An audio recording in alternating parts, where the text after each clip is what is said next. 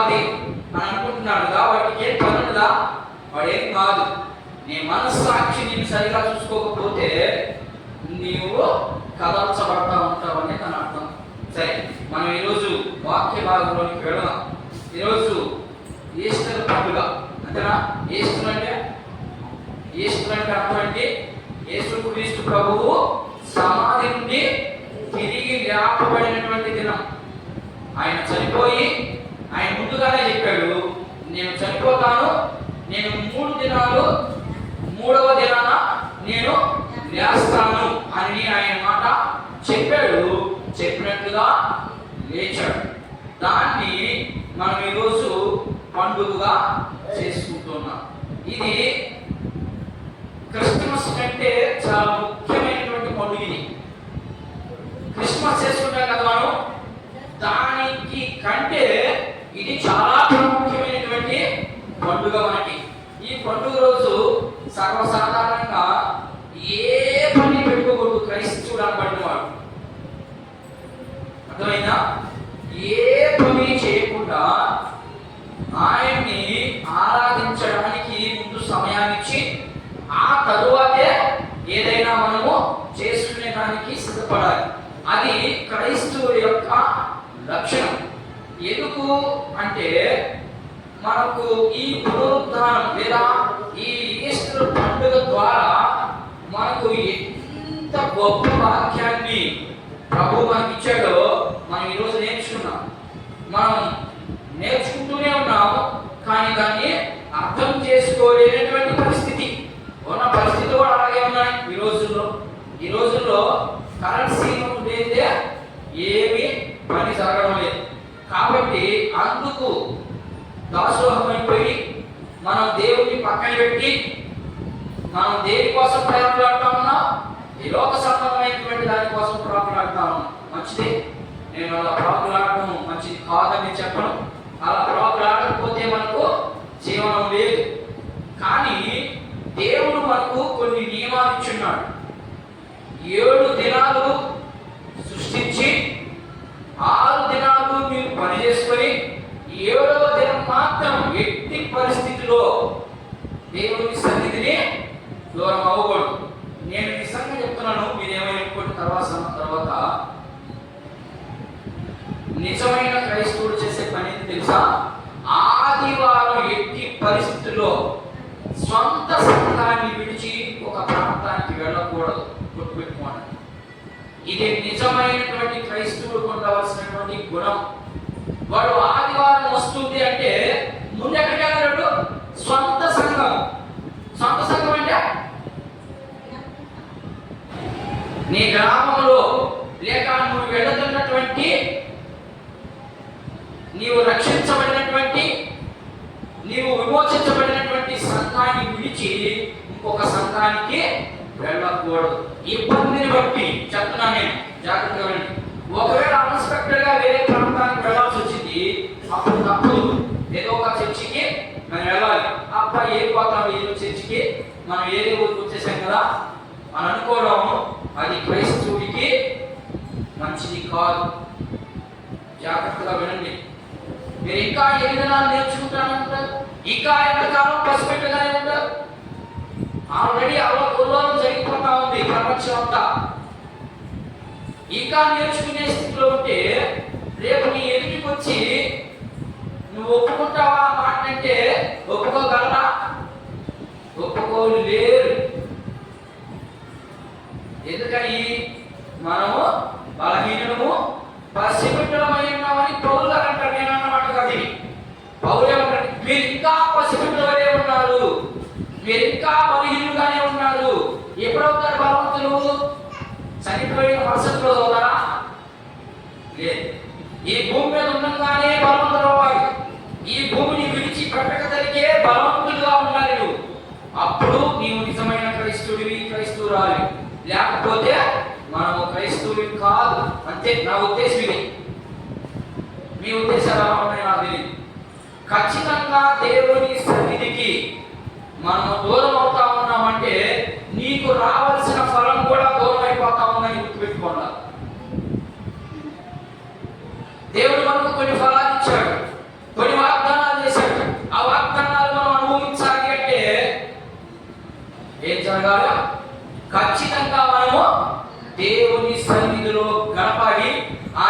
ఇవ్వవలసిన సమయాన్ని ఆయనకి ఇవ్వాలి.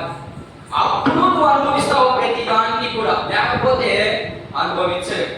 మీరు ఒక ప్రశ్న ఇచ్చు, మేము ప్రతిరోజు దేవుడి సన్నిధికి వస్తున్నాం, మాకెందుకు దరిద్రత, మాకెప్పుడైనా ఎందుకు తగులు, మాకెందుకు నచ్చదు? అది నీకు పరీక్ష, లేదా నీకు నువ్వుగా చేసుకున్నటువంటి శిక్ష. అర్థమైందా? రెండు విషయాలు ఉంటాయి ఇక్కడ. నీకు నువ్వుగా కొనిపించుకునేవి కొన్ని, దేవుడు నా బిడ్డ నిలుస్తాడా లేకపోతే పడిపోతాడా అని పరీక్ష కూడా పెట్టవచ్చు. నువ్వు దాన్ని ప్రార్థనాపూర్వకంగా తెలుసుకొని నువ్వు నడిస్తే తప్పక, లేకపోతే మనము ఈ దినాన్ని జరుపుకోవడం అవసరమే లేదు. ఈ పునరుద్ధాన దినాన్ని జరుపుకోవడం లేదా ఈ ఈస్టర్ పండుగ జరుపుకోవడం వ్యర్థం. ఇది ముందు మాటమే. సరే, నేను వాక్య భాగంలోకి వెళ్తాం. ఈరోజు పునరుద్ధానం లేదా ఈస్టర్. పునరుద్ధానము అని అంటే ఏంటి? పునరుద్ధానం వల్ల మనకు కలిగే లాభాలు ఏంటి? మనకు అంటే సంఘానికి లేదా యేసుక్రీస్తు ప్రభువుని నమ్ముకున్నటువంటి ప్రజలకి వచ్చే ఆదాయం ఏంటి? నేను పదే చెప్తాను, క్రైస్తవుడు ఆదాయం కోసమే పనిచేస్తా ఉన్నాడు.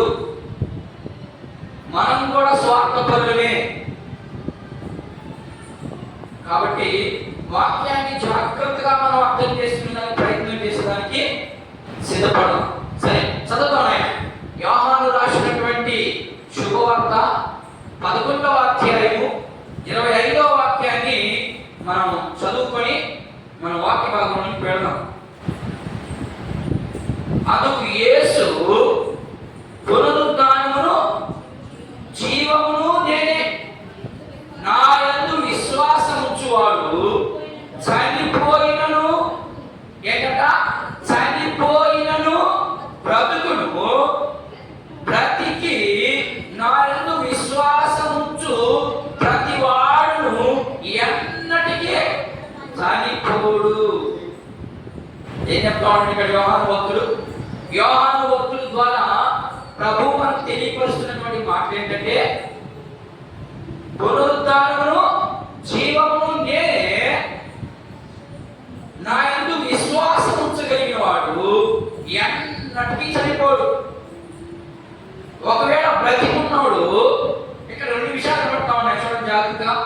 ఒకటి, విశ్వాసం ఉంచేవాడు చనిపోయినను బ్రతకడు, బ్రతికి నా యందు విశ్వాసం ఉంచిన వాడు కూడా ఎన్నడూ చనిపోడు. అంటే ఏమి రెండు విషయాలు కనబడుతున్నాయి. ఏమి కనబడతా ఉన్నాయి? చనిపోయిన వాడు బ్రతకతాడు, బ్రతికున్నాడు కూడా రేపు బ్రతకతాడనే దాని అర్థం. ఇది క్రైస్తవుడి యొక్క నిరీక్షణ. ఈ నిరీక్షణ కోసమే మనం అంతా జీవిస్తా ఉన్నాం.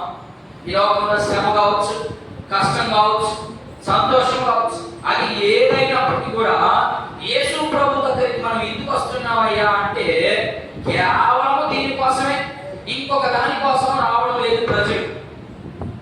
కానీ యేసు ప్రభు ఇంకొన్ని విషయాలు చెప్పాడు. మనం 10వ అధ్యాయానికి ఒకసారి ఏం చెప్పాడు ఆయన, మనం ఎలా ఉన్నామో ఒకసారి 10వ అధ్యాయానికి వెళ్ళి, నేనైతే వాక్యాన్ని వివరించడం లేదు, అసలు ఆయన ఉద్దేశం ఏంటి, అసలు ఆయన ఏం చెప్పాడు, అక్కడ ఉన్న ప్రజలకు ఏం జరిగింది అనేది మీకు కొంచెం క్లుప్తంగా వివరించి అవుతాను. నేను వాక్యంలోనికి వెళ్తాను. చూద్దాం. 10వ అధ్యాయము 10వ వచనం ఒకసారి చూడండి. 10వ అధ్యాయము 10వ వచనము ఒకసారి చదువుదాం. చూడండి, చదువునే. మైక్ తీసుకొని స్పష్టంగా నిదానంగా చదువు. యోహాను రాసినటువంటి శుభవార్త 10వ అధ్యాయము 10వ వచనాన్ని ఒక్కసారి గమనిద్దాం. అసలు ఏంటి ఆయన ఉద్దేశం ఏంటి? చదువు. దొంగతనమును హత్యను నాశనమును చేయుటకు వచ్చును గాని మరి దేనికి రాడు. గొర్రెలకు జీవము కలుగుటకును, అది ఏంటంట తక్కువగానా? కాదు, అది సమృద్ధిగా కలుగుటకును నేను వచ్చి నేను మీతో నిశ్చయముగా చెప్పుచున్నానని చెప్పాడు. ఏం చెప్పాడు ఆయన? నేను వచ్చిన దానికి ఏంటి అర్థం? నేను వచ్చిన దేనికై అంటే మీకు జీవాన్ని సమృద్ధిగా ఇస్తాను. దొంగ దేనికి వస్తాడు? దొంగతనానికి వస్తాడు. కానీ నేను ఎలా వచ్చాను? దొంగగా ఏ కాలేదు. నేను ముందుగానే చెప్పబడింది నా నిమిత్తము వచ్చాను. మీరు నన్ను ఇంకొక వచ్చిన చూద్దాం. 25 అదే అధ్యాయం 25 అదే అధ్యాయం 25 వచ్చిన. అందుకు యేసు మీతో చెప్పితిని గాని మీరు నమ్మనే నమ్మలేదు. నేను నా తండ్రి నా తండ్రి నామమునందు చేయుచున్న క్రియలను గూర్చి నన్ను గూర్చి సాక్ష్యం ఇస్తున్నాయి. చూడండి, అక్కడ ఉన్నటువంటి పరిసయ్యులు యేసుక్రీస్తు ప్రభుని ఏమేమో ప్రశ్న వేస్తా ఉన్నారు. ఈయన వాళ్ళకి అర్థం కాకుండా వాక్యం చెప్తా ఉన్నాడు. వాళ్ళకి ఏమీ అర్థం కాలేదు. వాళ్ళకి అర్థం కాకపోగా యేసుక్రీస్తు ప్రభుని వాళ్ళకి యేసుక్రీస్తు ప్రభు ఏం చేశాడు? పిచ్చి పట్టించేశాడు. మనం ఆ పై వచ్చిన ఒకసారి చదువుతాం. అందుకోండి ఏమంటున్నారు చూద్దాం. పై వచ్చి చదువుదాం. 23 చదువు. అది శీతాకాలం. ఏ కాలం అంట? అది శీతాకాలము. అప్పుడు యేసు దేవాలయములో సొలొమోను మండపమున తిరుగుచూ ఉండగా యూదులు ఆయన చుట్టూ పోగయి ఎంతకాలము సందేహపడు. ఆగమయ్యాడు. ఏ చెప్పాడు? ఆయన చెప్పాడు దొంగ దొంగతనానికి వస్తానన్నాడు. ఏం అర్థం కాదు. నేను మీకోసం వచ్చాను, మీకు సమృద్ధి అయినటువంటి జీవాన్ని ఇస్తాను అంటే దాని అర్థం ఏంటంటే మీరు చచ్చిపోరు అని అర్థం. మీరు ఒక శారీరకంగా చచ్చిపోతారేమో, కానీ ఆత్మకు మాత్రం నా ఎందుకు విశ్వాసం వస్తే మీకు సావే లేదని చెప్తున్నాడు ఈయన. కానీ వీళ్ళకి అర్థం కాక వీళ్ళు 22వ వచనంలో ఏం చెప్తా ఉన్నారంటే నువ్వు ఎంతకాలం మరి ఇబ్బంది పెడతావు, నువ్వు చెప్పే మాట మాకు ఒక్కటి కూడా అర్థం కావట్లేదని దాని అర్థం. నువ్వు చెప్తున్నావు మంచిదే, కానీ మాకేమీ అర్థం కావట్లేదు. మాకు మోషే ఇచ్చిన ధర్మశాస్త్రంలో ఇలా రాయబడలేదు కాబట్టి నేను మీ మాట నమ్మలేకపోతున్నాను. అదే అంటున్నాడు ఆయన. నేను మీకు చెప్పాను కానీ మీరు నన్ను ఏం చెప్పాడు ఆయన? ఏం చెప్పాడు? ఏం చెప్పాడు చూద్దాం. 27 వచ్చింది. 27 ఏంటంట? నా గొర్రెలు నా స్వరము వినును, నేను వాటిని ఎవరిని ఇక్కడ ఆగుతామని. గొర్రెలు అంటే అర్థం ఏంటి? విశ్వాసం. అంటే ఆయన ఎందుకు ఎవరైతే మనం చదువుకున్నాం, ఎవరైతే ఆయన ఎందుకు విశ్వాసం ఉంటారో వాళ్ళు ఎప్పటికీ చనిపోరు అని చెప్పాడు. ఇప్పుడు మళ్ళా ఆయన ఏమని చెప్తున్నాడంటే నా గొర్రెలు ఎవరో నేను ఎరిగి ఉన్నాను అంటున్నాడు. ఏదమ్మా అర్థమవుతుందని చెప్పేది? నేను నా ఎందుకు విశ్వాసం ఉంచబడిన వాడు ఎప్పటికీ చనిపోరు అన్నాడు. మళ్ళా ఇప్పుడు కిందకు వచ్చేసరికి కొంచెం ముందుకు జరిగేసరికి ఆయన ఏమంటున్నాడంటే నా గొర్రెల్ని నేను ఆల్రెడీ ఎరుగున్నాను. ఎవరు దేవుని రాజ్యానికి సిద్ధపడతారో, ఎవరు దేవునితో కూడా ప్రయాణం చేస్తారో, ఎవరు నా స్వరాన్ని వినగలరో, ఎవరు నాతో కూడా నడవగలరో అన్యాయం ముందుగానే ఎరిగి ఉంటాడంట. మరి నీవు నేను ఎలా ఉన్నాము? యేసు ప్రభుని ఎరిగి, అర్థమైందా? ఆయన మార్గంలో నడవగలిగే స్థితిలో మనం ఉన్నామా? ఉంటే ఆయన మనం ముందుగానే ఎరిగి ఉన్నాడు. అలా లేకపోతే మనం ఆయన దృష్టిలో నిస్సహాయ స్థితిలో ఉన్నాం. రేపు దేవుని సన్నిధిలో నిలబడే అర్హత కూడా మనకు ఉండదు. దేవుని ఎదుట నిలబడే అర్హత కూడా మనకు ఉండదు. ఎకనైనా జ్ఞానం కలిగి, ఎకనైనా 2025 సంవత్సరాలు గడిచిపోయింది ఆయన వచ్చి. ఎన్నో మాటలు వింటారు మీరు, ఏ ఒక్క మాట పడతారా మీకు? దేవుడు ఈ రోజు నాతో సూటిగా మాట్లాడాడు. నేను దేవునికి నాకు సత్సంబంధాలు తగ్గిపోయాయి. నేను ఎప్పుడు వినిపింపబడేది, నేను ఎప్పుడు దేవుని పనిలో నిమగ్నమయ్యేది అనే ఆలోచన మనకు రావడం లేదు. కారణం ఏంటి అంటే మనం దేనికి అట్రాక్ట్ అయిపోయినా జీవనానికి అట్రాక్ట్ అయిపోయి దేవుడు చెప్పిన ప్రతి మాటను కూడా మనం పక్కన పెట్టేసి మన ఇష్టానుసారంగా జీవిస్తాం. ముందుగానే చెప్తున్నాడు ఆయన, ఇదిగో నేను నా గొర్రెలు ఎరుగున్నాను, ఆ గొర్రెలు మాత్రమే నా దగ్గరికి వస్తాయి, మరో గొర్రెలన్నీ విడవబడతాయని దాని అర్థం. వాక్యాన్ని మనం అబ్జర్వేషన్ చేయాలి, చదవాలి. ఏం చెప్తున్నాడు అసలు వాక్యం? నేను మీకు మెసేజ్ పెట్టాను గ్రూప్లో, విన్నారా? రాత్రి పెట్టాను, వినండి. ఇంటికి వెళ్ళి ప్రశాంతంగా కూర్చొని వినండి. విని మీకు ఏం అర్థమైందో రేపు నాకు చెప్పండి. సరే, మనం వెళ్దాం, ఓకేనా? ఆయన ఏం చెప్తున్నాడు? నేనే జీవము, నేనే మార్గము, తండ్రి దగ్గరికి వెళ్ళాలంటే నా ద్వారా తప్ప ఇక ఎవరి ద్వారా వెళ్ళరు. అంటే ఇప్పుడు దాని అర్థం ఏంటి? దేవుడు ఏదైతే తన తండ్రి ఏదైతే ఆయనకు అప్పగించాడో దాన్ని చేశాడు. దాన్ని చేసి మనకు చెప్పాడు, బాబు మీరు చేయలేదు, ఇదిగో నేను చేశాను, నేను చేశాను కాబట్టి నేను మీకు అన్ని చేయబడి, నేను కొన్ని చెప్తాను, ఆ కొన్ని చేయండి చాలు.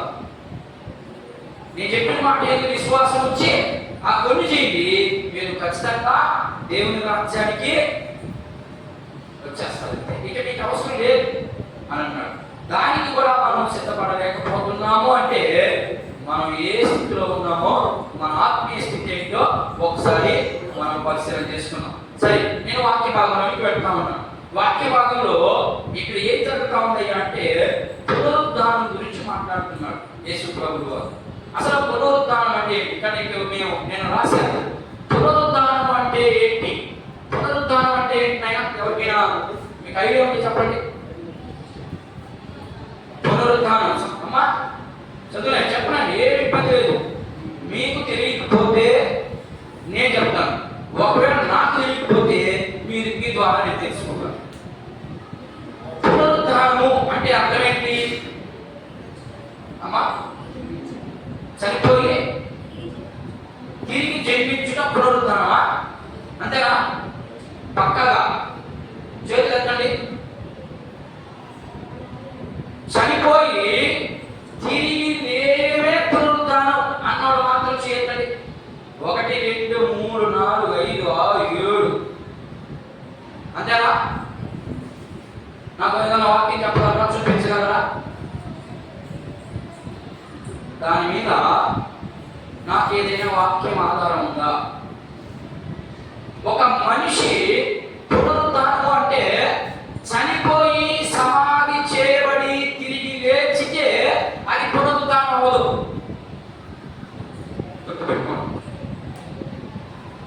ఒక మనిషి చనిపోయి తిరిగి లేచి జీవిస్తూ ఉంటే దాన్ని పునరుద్ధానం అన్నారు. పునరుద్ధానం అంటే దేనంటారు? మరి దేనంటారు? మీ ప్రశ్న ఏమా? మీకు చేతులెత్తిన వాళ్ళకి డౌట్ వస్తా ఉంది కదా, దేనికి కొత్తగా చెప్తున్నాడు అని అనుకుంటున్నారా? నేను మీకు ముందుగానే చెప్పాను, నాకు మీ నోటి మాటలతో నేను ఒప్పుకోను. నాకు వాక్య విశ్లేషణ కావాలి. నాకు వాక్యం అలా చెప్పిందా దాన్ని చూపిస్తే నేను కూడా మీ పార్టీలో చేరతా, లేకపోతే మీరు నా పార్టీలో చేరాలి. ఓకేనా? సరే, చూపిస్తాను నేను. ఇక్కడ మీరేం చెప్తున్నారంటే ఒక మనిషి చనిపోయి తిరిగి లేస్తే పునరుద్ధానం అంటున్నారు. నేనేమంటున్నానంటే అది తప్పు అంటున్నాను. మరి ఏది కరెక్ట్? వాక్యంలోనికి వెళ్ళి మనం చూద్దాం. రాజుల మొదటి గ్రంథం చూద్దాం ఒకసారి. సరే, 2వ గ్రంథం, రాజుల 2వ గ్రంథం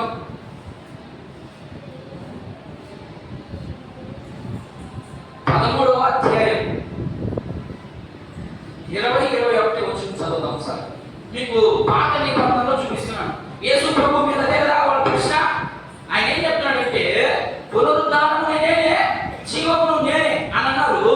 అక్కడ కొంతమంది పరిసయ్యులు సద్దుకయ్యులు ఉన్నారు. వాళ్ళు ఏమంటున్నారంటే అసలు పునరుద్ధానమే లేదు అని అంటున్నారు.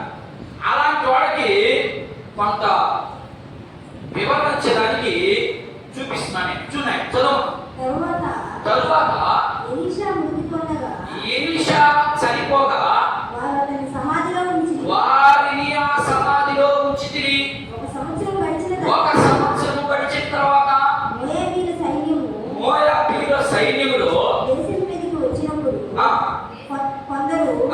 ఒక శవమును పాతిపెట్టుచు కొందరు ఒక శవం అంటే చనిపోయిన వ్యక్తిని పాతి పెట్టేదాకా తీసుకొచ్చారు. సైన్యముకు భయపడి ఆ శవమును ఎలీషా యొక్క సమాధిలో ఎలీషాని పూడ్చిపెట్టినటువంటి సమాధిలో పెట్టారు. దింపిన ఆ శవము ఎలీషా శరీరములకు తగిలినప్పుడు ఎలీషా యొక్క ఎముక తగిలినప్పుడు అది తిరిగి బ్రతికి కాళ్ళు మోపెట్టా. ఏమర్థమైందయ్యా మీకు అంటే చదవబడిన భాగంలో మీకేమర్థమైందో నాకు తెలియదు, కానీ నాకేమర్థమైందంటే ఎలీషా ప్రవక్త అయినటువంటి ఎలీషా ఆయన మరణకరమైన రోగం వచ్చి చచ్చిపోతాడు. ప్రవక్త కదా, దేవునితో ముఖాముఖిగా మాట్లాడుతున్న వ్యక్తి, ఎన్నో అద్భుతాలు చేసినటువంటి వ్యక్తి, ఎన్నో గొప్ప కార్యాలు చేసినటువంటి వ్యక్తి, ఎంతో మంది చనిపోయినటువంటి ప్రజలు లేవనెత్తినటువంటి మనిషికి ఏ రోగం వచ్చి చచ్చిపోయాడు? మరణకరమైన రోగం. ఆ రోగం వచ్చి చచ్చిపోయాడు. ఆయన చచ్చిపోయిన తర్వాత ఆయన్ని సర్వసాధారణంగా ఎక్కడ పూడ్చిపెట్టాలని వ్యక్తిని ఏ వ్యక్తికి తగలకుండా దూరంగా పాతిపెట్టాలి ఆయన్ని. కానీ వీళ్ళు మోయాబు ప్రాంతంలో పూడ్చిపెట్టారు. పూడ్చిపెట్టిన తర్వాత ఒక సంవత్సరం గడిచిపోయింది. మీకు మన భాషలో చెప్పాలంటే ఎయిడ్స్ ఉన్నటువంటి వారిని ఉన్నారు కదా, ఎయిడ్స్ ఉంది. ఆ ఎయిడ్స్ ఉన్న వారిని మనం ఎలా చూస్తాము? చాలా భయంకరంగా చూస్తాం. దానికంటే ఇంకా గొప్ప జబ్బు ఇది. ఏది? ఎలీషా భక్తుడికి వచ్చినటువంటి జబ్బు ఇంకా భయంకరమైనటువంటి జబ్బు అంటారు. మరణకరమైనటువంటి రోగం వచ్చింది. సరే, ఆయన ఎత్తుకోబోయారు, పూడ్చిపెట్టారు. పూడ్చిపెట్టిన తర్వాత ఒక సంవత్సరం అయిపోయింది. ఆ సంవత్సరానికి ఎముకలు కూడా లోపల మట్టి తినేసి ఉంటాయి. కానీ అంతలోపల మోయాబీకి ఇశ్రాయేలుకి యుద్ధం జరిగింది. ఆ యుద్ధం జరిగినప్పుడు మోయాబీ సైనికుడు ఒకడు చచ్చిపోయాడు. నేను చెప్పేది బాగా వినండి. మోయాబీ సైనికుడు ఒకడు చచ్చిపోతే వాడిని తీసుకొచ్చి ఆ ఎలీషా ఉన్నటువంటి సమాధిలో పెట్టారు. సమాధిలో ఎప్పుడైతే పెట్టాడో ఎలీషా యొక్క చనిపోయినటువంటి ఎముక తగిలి వాడు తిరిగి బతికాడు.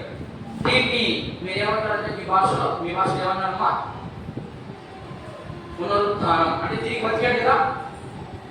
తిరిగి బ్రతికినంత మాత్రం పునరుద్ధానం. అట్లయితే చాలా మంది తిరిగి వేస్తున్నారు.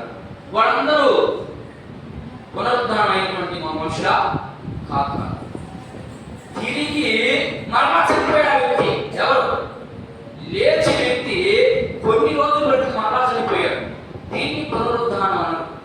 చనిపోయి తిరిగి లేచిన సావకూడదు, ఇక సావే రాకూడదు. దాన్ని మాత్రమే పునరుద్ధానం అంటారు. ఇప్పుడు రెండో వ్యక్తి మీకు క్రొత్త నిబంధనలు చూపించండి మాకు అలాంటి మాటలు మీకు డౌట్ వస్తుందని ముందుగానే డౌట్ ఇచ్చి నేను ఇంకొక ఆయన చూపిస్తున్నాను. లాజరు చనిపోయాడు. చనిపోయి ఎన్ని రోజులు ఉన్నాడు? 3 దినాలు ఉన్నాడు. 3 దినాలు ఉన్నాడు. యేసు ప్రభువు అదే ప్రాంతానికి వచ్చాడు. వచ్చి వాళ్ళక్క లేదా వాళ్ళ చెల్లెలు లబోది బొమ్మను కొట్టుకుంది. అయ్యా, ఇదిగో నీ స్నేహితుడు చచ్చిపోయాడు, నువ్వు అంటే పాప ఆయన బతుకును అన్నాడు. లేదు ఆయన నిద్రపోతున్నాడు. చూడండి, ఇంత సింపుల్ చెప్పాడు. నిద్రపోతుంటే ఇంట్లో ఉండాలి కానీ సమాధానం ఎక్కడ నిద్రపోతాడు? ఆయన సింపుల్ చెప్పాడు. లేదమ్మా, ఆయన విశ్రాంతి తీసుకుంటున్నాడు, మేము టెన్షన్ పడబాక నేను వచ్చేసాను అన్నాడు. నేరుగా పోయాడు. లాజరు బయటికి రాడు, అంతే వచ్చేసాడు. అంటే అది పునరుద్ధానమా? కాదు. అది కూడా పునరుద్ధానం. చచ్చిపోయాడు లాజరు? లేదు. బ్రతికినట్టు ఎవిడెన్స్ ఏమన్నా? అలాగే బ్రతికినట్టు ఎవిడెన్స్ ఏమి ఎక్కడ కూడా లేవు. కాబట్టి దీన్ని పునరుద్ధానం అను. పునరుద్ధానము అంటే యేసు క్రీస్తు ప్రభువు తప్ప ఈ లోకంలో ఇంకొకడు పునరుద్ధానం అయినట్టు సాక్ష్యాలు లేవు. లేచినట్టు సాక్ష్యం ఉంది, కానీ అలాగే సజీవుడుగా ఉన్నటువంటి వ్యక్తి సాక్ష్యాలు లేవు. యేసు ప్రభువు తప్ప ఇంకెవ్వరికి కూడా సాక్ష్యాలు లేవు. అర్థమైందా? అందుకని ఇక్కడ ఇక్కడికి ఏమన్నా మొదటి పాయింట్ ఏం రాశానంటే పునరుద్ధానుడైన యేసు ప్రభు లేచాడా లేదా కొన్ని వచనాలు మనం పరిశీలన చేద్దాం. మార్కు సువార్త 16వ అధ్యాయం చూద్దాం. కొత్తగా చదువుదాం. మార్కు రాసినటువంటి శుభవార్త 16వ అధ్యాయము 9వ వాక్యాన్ని ఒకసారి మనం గమనిద్దాం. చూడండి, 9 నుంచి 11 వచనం చూద్దాం. ఆదివారం తెల్లవారినప్పుడు ఏనాయనా ఆదివారం తెల్లవారినప్పుడు అంటే ఈ రోజు తెల్లవారు చూడగా యేసు లేచి తాను 7 దెయ్యములను వెళ్ళగొట్టిన ఆ, మగ్దలేని మరియకు మొదట కనబడింది. ఎవరు కనబడ్డాడు? ఆయన మగ్దలేని మరియకు కనబడ్డాడు. ఆయనతో ఉండిన వారు దుఃఖపడి ఏడ్చుచూ ఉండగా ఆమె వెళ్ళి ఆ సంగతి వారికి ఏ సంగతి తెలియజేసింది? యేసు ప్రభు సమాధిలో లేడు. ఇది ఆయన నాకు చెప్పిన సంఘటన. ఇంత పాల్గొన్నాం. ఏమంట? తెల్లవారు చూడగానే.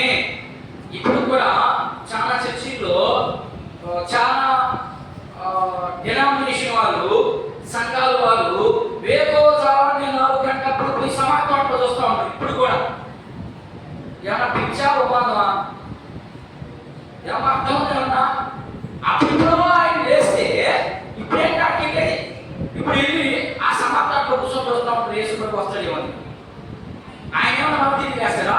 ఆల్రెడీ తిరిగి లేచి 40 దినాలు కనబడ్డాడు. ఒకరోజు కాదు, 40 దినాలు కనపడి ఆ తర్వాత అయిపోయాడు. ఆయన మళ్ళా పిలిచిపెట్టిపోయి అక్కడ తిరిగి చూస్తా ఉంటారు. ఏమో ఆయన వస్తాడేమని. సరే, ఏంటంటే ఏం జరిగిందంట? సమాధిలో యేసు క్రీస్తు ప్రభువు లేడు. మరి లేడు అన్నప్పుడు ఎవరన్నా ఎత్తుకోనన్నా పోయిండాలా, లేకపోతే తిరిగి లేచైనా ఉండాలి. చదవండి, ఇంకా కంటిన్యూషన్ 9 వచనాలు 11 వచనాలు దాకా చదువుదాం. చదవండి. ఆయన బ్రతికి ఉన్నాడనియు ఆమెకు కనబడిననియు వారు విని ఏం చేశారంట? ఎవరు తగినంత నమ్మనటువంటి వారు ఎవరు? ఆయనతో తిరిగినట్టే. మరి మనం నమ్ముతున్నాం. ఇప్పుడు నిత్యం తప్పని గురి మంచి చేసుకొని యేసు క్రీస్తు ప్రభువుని నమ్ముకున్న మనం రేపు యేసు క్రీస్తు ప్రభు ఎలాగైతే లేచాడో నేను కూడా అలాగే చేస్తాను అనే నమ్మకం దొరికినా ఎవరికి లేదు నాకు తెలిసి. కానీ పైకి మాత్రం ఏం చెప్తానమ్మా? పైకి మాత్రం నేను తిరిగి వేస్తాను. నో,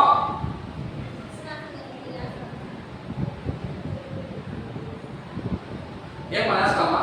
నిజం చెప్పు. లేయాలంటే దానికి ఒక క్వాలిటీ ఉంది, దానికి ఒక కండిషన్ ఉంది, దానికి ఒక సిద్ధాంతం ఉంది, దానికి ఒక ప్రణాళిక ఉంది. ఇవన్నీ చేసినప్పుడు మాత్రమే నువ్వు లేయగలుగుతావు. దేన్ని పట్టుకొని మనోడు చేస్తామంటున్నారంటే రోమాపత్రిక 8వ అధ్యాయంలో ఒక మాట ఉంది. ఏమంటుందంటే ఇప్పుడు యేసుక్రీస్తు నందున్న వారికి ఏ శిక్ష విధి లేదు. ఆయన మాటను పట్టుకొని మనకి సావే లేదు అని అనుకుంటున్నారు. అలాగైతే యేసుక్రీస్తు ప్రభువు నమ్ముకున్న ప్రతి ఒక్కరు తిరిగి పడతారు. అలాగైతే రోజు ఆదివారం దేవుని సన్నిధికి రావాల్సిన అవసరమే లేదు, ప్రార్థన చేయాల్సిన అవసరమే లేదు. ఏమిటని? మనం యేసుక్రీస్తు ఉన్నాం కదా. అక్కడ కాన్సెప్ట్ వేరే, ఇక్కడ కాన్సెప్ట్ వేరే. ఆయన అక్కడ చెప్పిన పద్ధతి వేరే, ఇక్కడ చెప్పిన పద్ధతి వేరే. అవన్నీ ఎప్పుడైతే మనం ఎరగతామో అప్పుడు దేవుడి మీద విశ్వాసం ఉంచాలి, లేకపోతే మనం విశ్వాసం ఉంచలేము. అర్థమైనా? పునరుద్ధానము అంటే అర్థమైంది చనిపోయి తిరిగి లేచి ఇక చనిపోకుండా ఉండడమే పునరుద్ధానం. అలాంటి దాఖలాలు ఎవరైనా ఉన్నాయి ఈ ప్రపంచ చరిత్రలో అంటే అది యేసు క్రీస్తు ప్రభువుకు తప్ప ఇంకెవరికి. సరే, ఎవరికి లేదు, బాగానే ఉంది. ఇప్పుడు మాకేంటి ఆదాయం? ప్రశ్న. ఇప్పుడు యేసు క్రీస్తు ప్రభువుని నమ్ముకున్నందుకు మాకు వచ్చేదేంటి అనే ప్రశ్న మీకు వస్తుందని ఆల్రెడీ శిష్యుడు ప్రశ్న వేశారు. సరేనయ్యా, మా కులమంతా, మా భార్యను, మా పిల్లలను, మా అన్నదమ్ములను, మా ఆస్తులకి వదిలేసుకొని ఎందుకొచ్చాము, మరి మాకేంటి ఆదాయం అని అడిగారు. మీరు కూడా అడుగుతారా? అడిగితే ప్రభు ఒక మాట చెప్తా ఉన్నాడు. చూద్దాం ఒకసారి ఆ మాట ఏంటో. మనం ఇంకా చూడొచ్చు. మత్తయి సువార్త 28వ అధ్యాయంలో కనబడుతుంది. అదేవిధంగా అపోస్తలుల కార్యము 1వ అధ్యాయం 26వ వచనం ఎట్లా చూసుకుంటూ వెళ్తే పునరుద్ధానం గురించి చాలా విషయాలు ఉన్నాయి. నాకు సమయం లేదు కాబట్టి నేను తొందరగానే ముందుకు వెళ్ళేదానికి ప్రయత్నం చేస్తాను. దానివల్ల యేసుక్రీస్తు ప్రభువు పునరుద్ధానుడైనందువల్ల ఆయన యందు విశ్వాసం ఉంచడం వల్ల మనకు వచ్చే ఆదాయం ఏంటి? నేను ఇక్కడ 2వ పాయింట్గా ఏం రాశానంటే, పునరుద్ధానం వల్ల మనిషికి లేదా మానవునికి ఏమొచ్చింది? రక్షణ వచ్చింది. ఎలా వచ్చింది చూద్దాం. రోమపత్రిక 10వ అధ్యాయం 9 ఎలా వచ్చిందో చూద్దాం. రోమపత్రిక 10వ అధ్యాయం 9 అవన్నీ కట్టుతున్నారు మీకు వాక్యాలు. అదేమని చెప్తుంది? ఏంటంట? ఏమమ్మా? ఆయన యేసు ప్రభు కాదా? అయితే మన యేసు ప్రభు ఒప్పుకునేది అవును కదా. యేసు ఏమను అక్కడ చదవకండి. యేసు ప్రభు అని ఒప్పుకోవాలి. యేసు ప్రభు కాదు. యేసు ప్రభు అని అక్కడ తెలుసుగా. ఆ బిడ్డ కూడా యేసు ప్రభు ఎవరంటే. కానీ యేసుని ప్రభువుగా నువ్వు ఎప్పుడైతే ఒప్పుకుంటావో, ఎందుకు ప్రభువుగా ఒప్పుకోవాలి అంటే ఆయన ద్వారానే నాకు జీవం ఉంది, ఆయన ద్వారానే నేను తిరిగి లేస్తాను. ఇది ఒప్పుకోవడం అంటే. దాన్ని పోయి మేము యేసు ప్రభుని ఒప్పుకుంటున్నాం అంటే అంటున్నా ఆయన యేసు ప్రభు కదా. నువ్వు ఒప్పుకోకపోతే యేసు ప్రభు కాదు ఆయన. నువ్వు ఒప్పుకున్నా యేసు ప్రభువే, నువ్వు ఒప్పుకోకపోయినా యేసు ప్రభు. ఇది మొదటి విషయం. వచ్చిన దానికి ఏమొచ్చింది? ఒప్పుకుంటే ఏమొస్తుందా? రక్షణ వస్తుంది. రక్షణ వస్తే సరిపోతా. ఇంకా చదువు. 1 తిమోతికి రాసిన పత్రిక చూద్దాం. కొన్ని వచ్చినాడు మనం గమనిస్తాం. తిమోతికి రాసినటువంటి 1వ పత్రిక 1వ అధ్యాయము 15వ వాక్యాన్ని ఒకసారి గమనిస్తాం. ఏంటంట? రక్షణ వచ్చింది. ఏమ్మా? రక్షణ అయితే వచ్చేసింది. ఎప్పుడు వచ్చింది? ఆయన యందు విశ్వాసం ఉంచి ఆయన యేసు ప్రభు అని ఒప్పుకుంటే రక్షణ వచ్చేసింది. ఇప్పుడు ఆయన ఏం చెప్తున్నాడు? పాపులను రక్షించుటకు క్రీస్తు యేసు లోకములోనికి వచ్చినది. వాక్యము నమ్మదగినది, పూర్ణ అంగీకారమునకు యోగ్యమైనదని. ఏంటంట? పౌలు గారు ఏం చెప్తున్నాడంటే తిమోతికి రాస్తూ, ఇదిగో లోకములోకి యేసు ప్రభు ఎందుకు వచ్చాడంటే నిన్ను నన్ను పాపాల నుండి విడిపించి. ఏం పాపం చేసాం మనం? నాకు తెలిసి నేనైతే ఏం పాపం చేయలేదు. నేను ఎవరు చేశారా? నాకు తెలిసి నేనైతే ఏం పాపం చేయలేదు. మరి నాకు ఎలా వచ్చింది పాపం అంటే, నా తండ్రి ఒక ఆయన ఉన్నాడు, ఆయన చేసిన స్వభావం నన్ను పట్టి పీడిస్తా ఉంది. పౌలు గారు చేస్తున్న సాక్ష్యం. ఎవరు తండ్రి అంటే మొదలు పుట్టాడు కదా ఆయన, పెద్ద ఆయన. ఆయన చేసిన పాపము ఆ స్వభావం నాలో ప్రవహిస్తూనే ఉంది.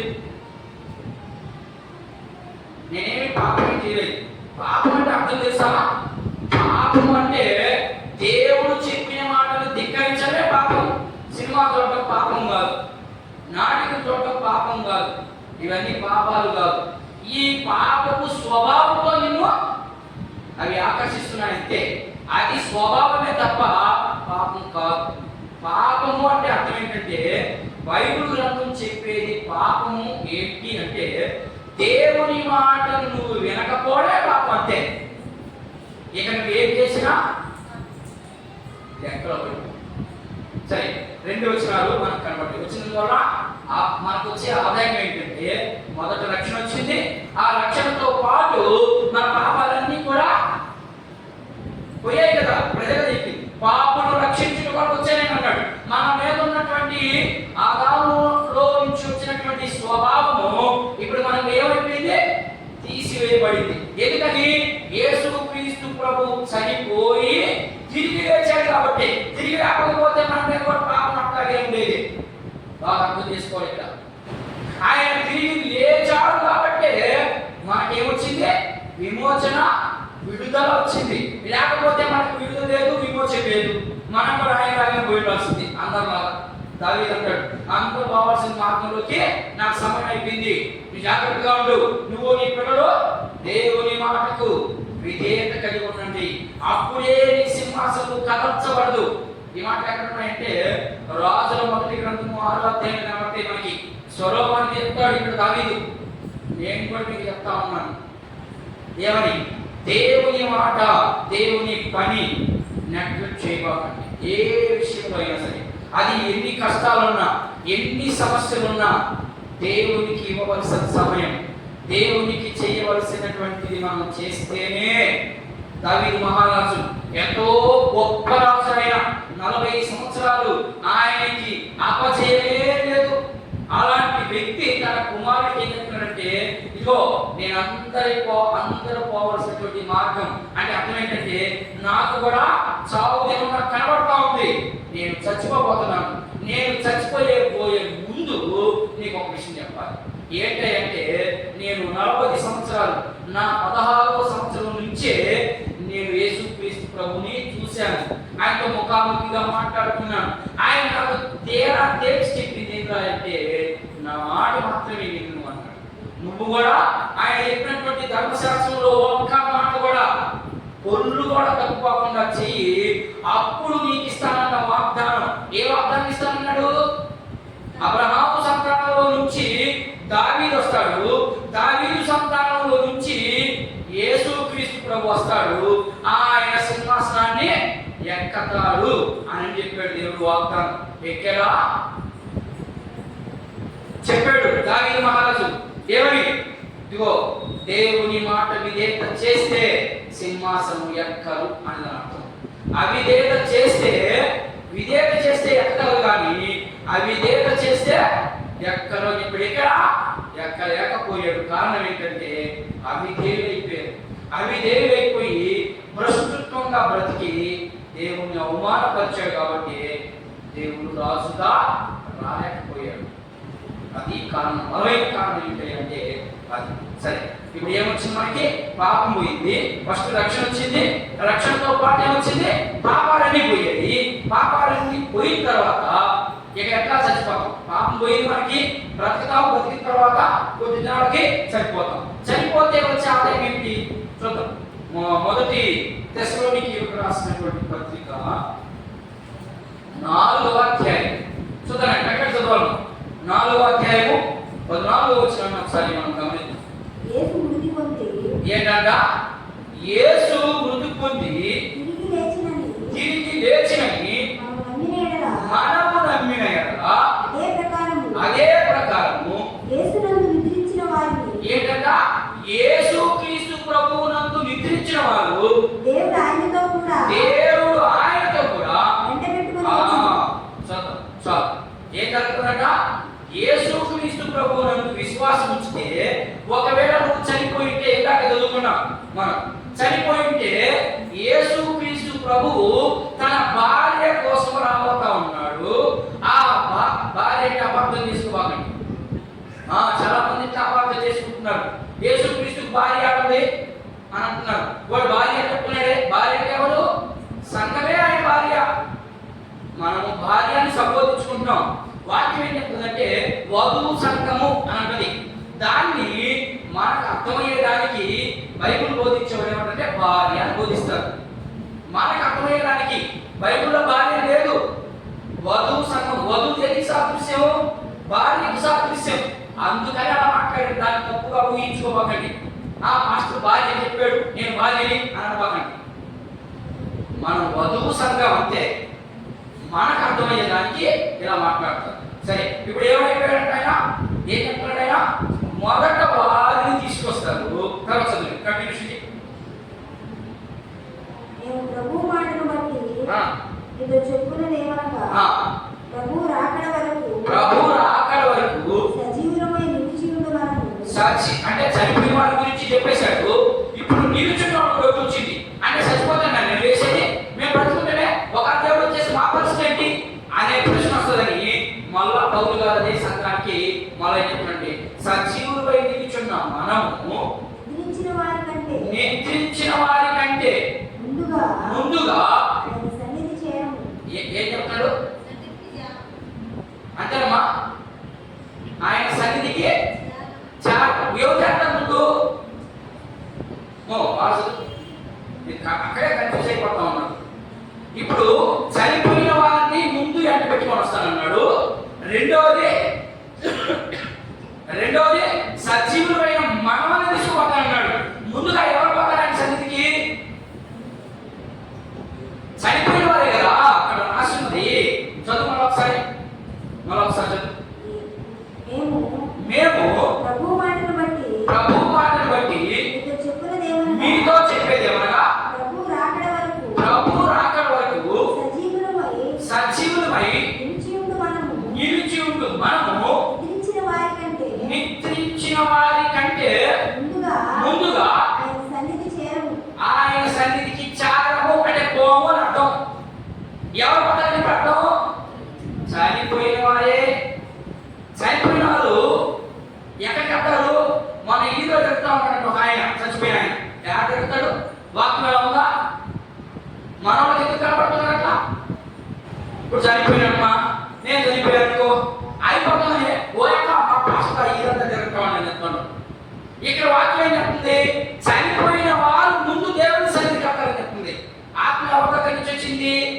దేవుని దగ్గర నుంచి వచ్చింది. మరి దేవుని దగ్గర నుంచి వచ్చినటువంటి ఆత్మ ఇప్పుడు మళ్ళీ ఎక్కడికి వెళ్తుంది? దేవుని దగ్గరికి వెళ్తుంది. మరి ఈదులో దిగేది ఎవరు? అమ్మా ఈదులో దిగేది ఎవరు?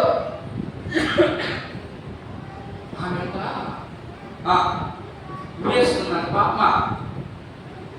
అందుకని ఆయన ఏడుతుంది పిచ్చి మాటలు ఎన్ని తిరిగేవాడు అక్కడున్నాడు వాడు ఎడతాడు. చనిపోయిన వ్యక్తి ఎట్టి పరిస్థితుల్లో ఎక్కడ ఉండేదానికి అవకాశాలు లేవు. బైబిల్ ప్రకారంగా మన ప్రకారంగా ఉంటాయి, మనతో కూడా ఉంటాయి, మనలో ఉంటాయి. మన ప్రకారంగా ఏమనుకున్నా రైట్ అయిపోద్ది. కానీ వాక్యంలో ఒప్పుకోదే. అలా చెప్తే మీరు వినదే. మరి ప్రశ్న చెప్పేవాడు చెప్పాడయ్యా ఆయన మనతో కూడా జరుగుతున్నాయి. వాడు చెప్పింది నిజమా? దేవుడు చెప్పింది నిజమా? అయ్యే తప్పులు చేసే తప్పులు మనం చేసే పాపాలు ఏంటి అంటే ఇవే. దేవుడు చెప్పింది ఒకటి, నువ్వు చేసేది వేరొకటి.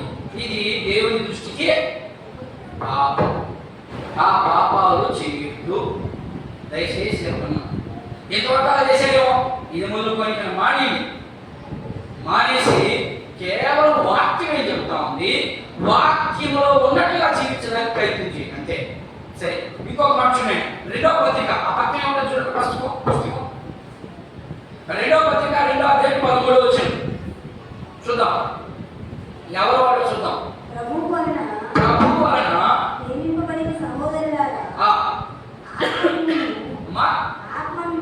ఆత్మ మిమ్ములను